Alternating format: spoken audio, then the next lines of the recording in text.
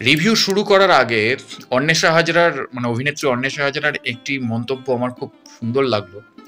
যে মন্তব্যে সে বলেছে যে বাপও এসে গেছে, মাও এসে গেছে, সন্তানও এসে গেছে। এবার ৫ নম্বর স্বপ্নময় লেন ঘুরে যান একবার। তো দিস ইজ হিউমার। এবং আমি সত্যি কথা বলতে এই ছবিটি ৫ নম্বর স্বপ্নময় লেন একটা খুব খুব স্পেশাল ছবি, কারণ এই ছবিতে একটা বাল্ক অডিশনের মাধ্যমে অনেক অভিনেতা অভিনেত্রীকে সিলেক্ট করেছিলেন মানসী দেবী, যেটা বাংলা ইন্ডাস্ট্রির ইতিহাসে খুব বিরল। কারণ বাংলা ইন্ডাস্ট্রিতে আজকের দিনে দাঁড়িয়ে পাবলিক অ্যাপ্লিকেশন করে বা পাবলিকলি অ্যানাউন্সমেন্ট করে অডিশন নেওয়ার রীতি চলে গেছে।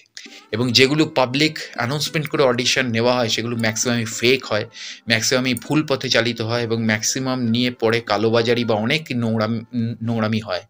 সেই জায়গা থেকে দাঁড়িয়ে পাবলিক অ্যানাউন্সমেন্টের অডিশনের প্রতি সাধারণ মানুষের বিশ্বাস উঠে গেছে। কিন্তু সেখানে দাঁড়িয়েও মানসী দেবী আরেকবার প্রমাণ করলেন যে এখনও মানুষ মানুষের জন্য কাজ করে, বা বাংলা ইন্ডাস্ট্রিতে এখনও কিছু কিছু মানুষ আছে যারা নতুনদের নিয়ে কাজ করতে চায় এবং তাদেরকে পাবলিকের থেকেই সিলেক্ট করে নিতে চায়, যেটা অতীতে বিমল রায় থেকে শুরু করে ভূপতিবাবু বা যেটা প্রত্যেকে করেছে, নিউ থিয়েটার্স থেকে শুরু করে অরোরা ফিল্মস প্রত্যেকে করেছে। তো এক্স্যাক্টলি এটা একটা ইতিহাসের যেন নতুন অধ্যায় তৈরি করলেন মানসী দেবী এবং তার প্রডিউসার। তো ৫ নম্বর স্বপ্নময় লেন একটা অন্য রকমের গল্প বলছে, কারণ একই গল্প, হয়তো গল্পটা একই, কিন্তু উত্তর কলকাতার সেই বনেদি বাড়ির ভেঙে যাওয়ার গল্পটাকে কিন্তু এখানে গল্পের একটা প্রেক্ষাপট একটুখানি না বললেই নয়। কারণ আমরা না সবসময় দেগে দিই আমাদের পরের জেনারেশনকে, যে আমাদের জেনারেশনটা আলাদা ছিল, তোরা আলাদা হয়েছিস। বা যদি আমাদের আবার এজেড লোক হয়, যাদের বয়স হয়ে গেছে, আমাদের দাদু ঠাকুমারা, তারাও কিন্তু দেগে দেয় আমাদের ওপর, যে তোদের জেনারেশনটা না বুঝবে না আমাদের জেনারেশনে কি ছিল। তো এইখানেই হিট করে দিয়েছে মানসী, যেখানে দেখাচ্ছে যে পুরনো জেনারেশন তারা শরিকি বাড়ির ভাগাভাগিতে কোনোভাবে মাথা লাগায়নি, সেইখানে দাঁড়িয়ে নিউ জেনারেশন বা এই জেনারেশনের দুই নাতনি তাদেরকে আবার এক জায়গায় করার জন্য একটা লড়াই শুরু করছে এবং তাদেরকে সাপোর্ট করছে তাদের দুই হবু বর। তো এক্স্যাক্টলি আমার নিজের চোখের সামনে আমার নিজের পৈতৃক বাড়ি ভাগ বাটোয়ারা হয়েছিল, শরিকি বাড়ির ভাগ বাটোয়ারা হয়েছিল। এবং সবচেয়ে বেশি কষ্ট লাগে যে উঠোনের মাঝখানটা পুরোটাই অকুপাইড হয়ে গেছিলো এবং যে যার মতন ভাগ বাটোয়ারা করে নিয়েছিল। তো সেই জায়গা থেকে দাঁড়িয়ে আমার কাছে খুব স্পেশাল লেগেছে এই ছবিটা।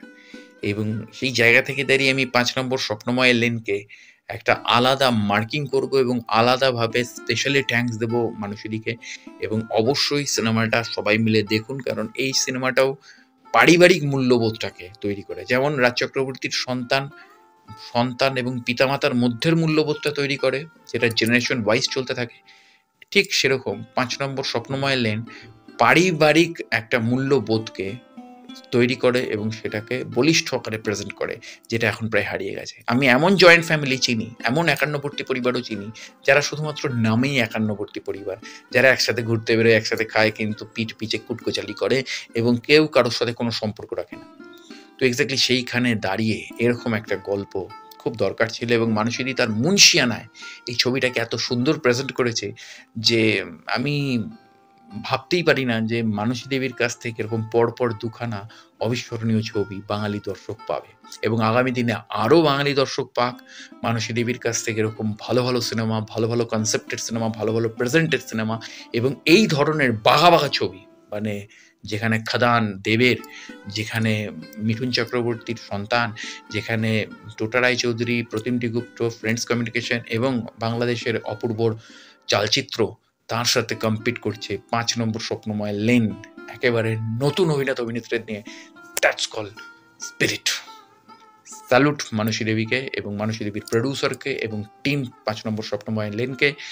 এবং ছবি চলুক এবং ছবি সুপারহিট হোক, এটাই ভগবানের কাছে প্রার্থনা থাকলো। জুড়ে থাকুন আমার চ্যানেলের সাথে। দেখা হচ্ছে পরের ভিডিওতে। নমস্কার।